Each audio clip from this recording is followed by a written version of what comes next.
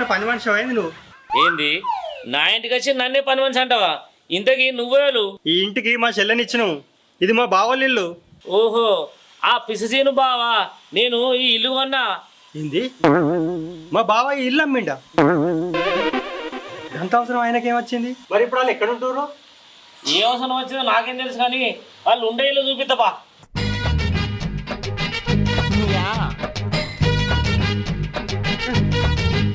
ఇగో కనిపించే బర్ల కొట్టమే బామర్దుండేది.